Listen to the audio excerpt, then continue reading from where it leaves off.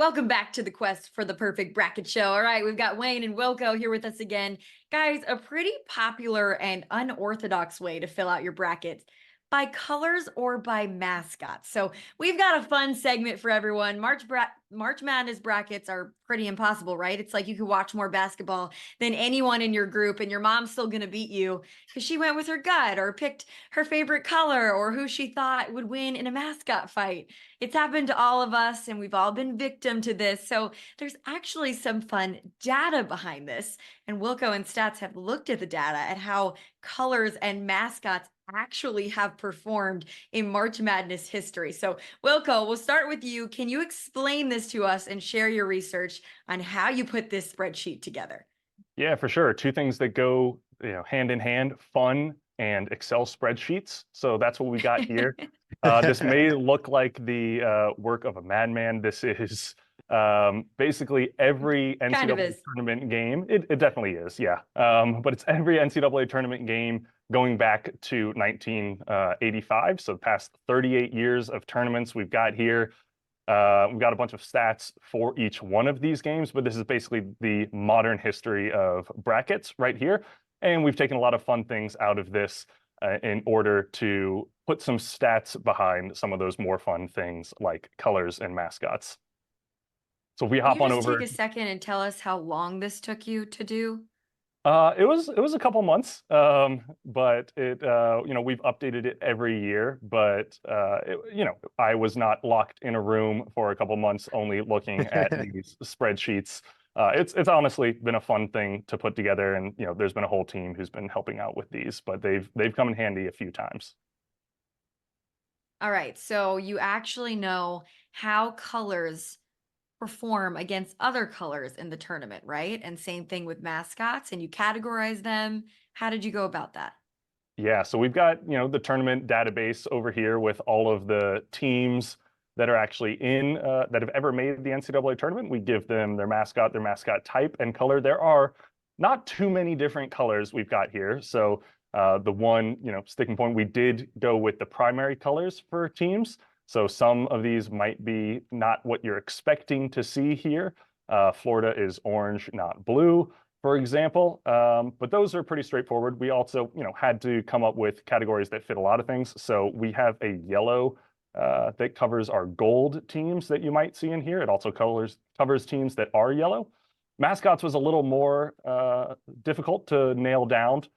We came up with, I believe, 12 different categories that we'll look into here. We've got not 12, but 9, but bears, birds, cats, dogs, miscellaneous. That'll be everything from your Syracuse Orange to your Wichita State Shockers. Mythical, Duke Blue Devils, Central Connecticut State Blue Devils. You got other animals, so that would include badgers and dolphins, I think we have with Lemoyne now. People, and then weather and elemental. So Crimson Tide, hurricanes, things like that can pop up here. It took us a while, and I'm sure we will get some people who want to argue with our categorization here. But this is what we got, and this is what we're basing all the stats off of. So let's take a look at an actual bracket, or however you want to do it.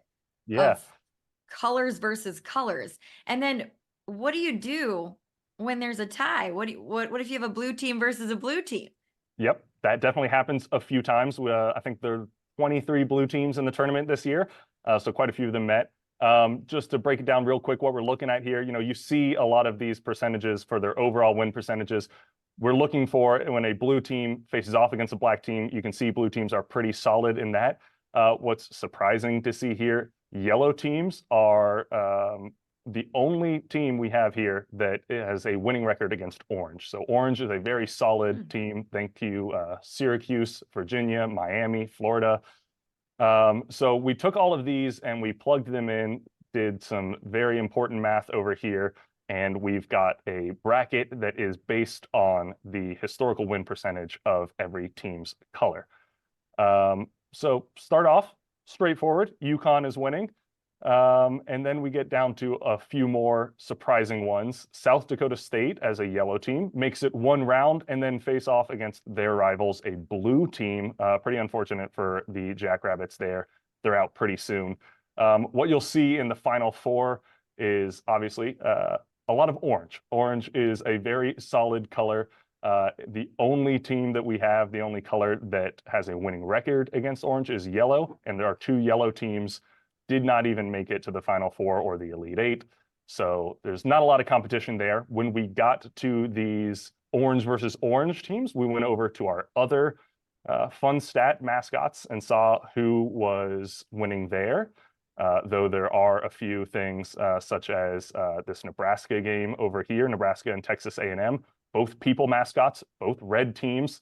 At that point, we go to the very accurate coin toss, and that's how we get a winner in those double tiebreakers. So the Final Four we got here, if you're picking based on colors win percentage, you got Auburn, Clemson, Florida, and Texas, with Florida winning quite a few tiebreakers based on their Gator mascot and a couple coin flips that went their way. Stats, you notice anything about these matchups standing out to you? Yeah, so we always talk about, Big These Ups. It's all about matchups. Can you defend a 3 well? Or you play good zone? How's your bench? And South Dakota State, if they didn't have to face off against Drake, they would have made the Final Four. They would have won the whole thing. But because yellow, has trouble with blue, they couldn't get out of there. But hey, if Drake wasn't there, they would have gone all the way. It's all about the matchups, like we've been saying, and even with colors versus colors and mascots versus mascots. And Wilco, we could do this too with mascots. We could build a whole bracket based on mascots versus mascots, right? Yeah, we can, and we did. We've got the mascots over here. So this one's a little more exciting. I know a lot of people who fill out their mascots are probably not doing this to do the fun statistical way of it, and more of a which would win in a fight or which would survive an apocalypse. We've talked about all sorts of ways that we can take mascots and come up with a champion. This was, again, historical win percentage. So you'll see, again, starting off in the top, UConn, dogs are man's best friend until it comes to facing off in the tournament. They beat the Stetson Hatters and people. Cats against birds. I mean, everyone here has seen Tom and Jerry. That makes sense. Moving through, Blazers, Dragon. Our mythical category is pretty strong. Mythical makes it all the way to the Final Four with UAB. Long Beach State really threw a wrinkle in this for us. They used to be the 49ers. A couple years ago, they changed to just the Beach. So, I think a lot of people would agree that the Beach is undefeated.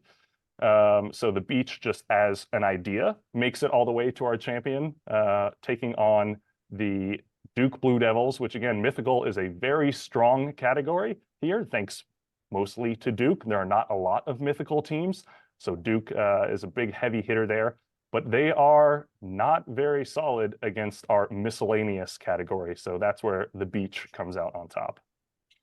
Long Beach wins. There you go. Wow. Who is the most successful mascots in? I don't know that we covered that already.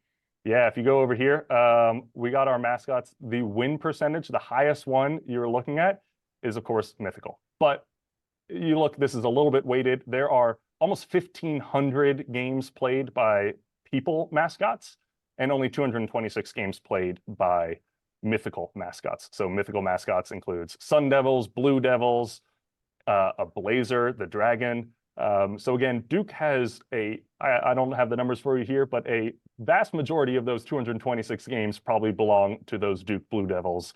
As a North Carolina Tar Heel fan, pains me to say that they are carrying their weight there. But yeah, we've got a 58% win percentage for anything that doesn't actually exist. I wasn't going to bring that up there, Wilco, but you went ahead and did. I mean, at least the Tar Heels are in the same successful blue category as Duke. Blue is great for UNC, but unfortunately, people is a strong one. I know Tar Heels is a questionable mascot. Yes, they do have a Ram mascot that is on the court for them. The Tar Heel is named after people, though. We won't get into all the history here. So they lose both in the mascot fight. People are pretty weak, and the color fight. Blue against Howard here, I believe. They lost that one as well. So this is where I got to say the science is probably a little bit flawed. Just maybe having all these 16 seeds winning isn't actually going to happen. But if it does, maybe we got to stick with this for years to come. Well, Stats, I was going to give you a chance to poke some holes in it while Wilco takes some time to pull up his own bracket because we're going to take a look at it. But Stats, what do you think? I know you're finding holes in this strategy. Yeah, it's kind of like the chicken the egg thing. Is blue good because you have Duke, UNC, Kansas, or are they good because they wear blue? I think we know the answer to that one, but hey, you know what? Numbers don't lie. But yeah, I love the idea of a school going by the beach wins. I mean, you can't beat those vibes, just relaxing on the beach and enjoying the sun and the water. So it makes sense to me. I get it. I get that. That totally checks out. Although it's funny how you have like Blue Devils, Blazers, the beach, and then Bulldogs was the fourth mascot to get through.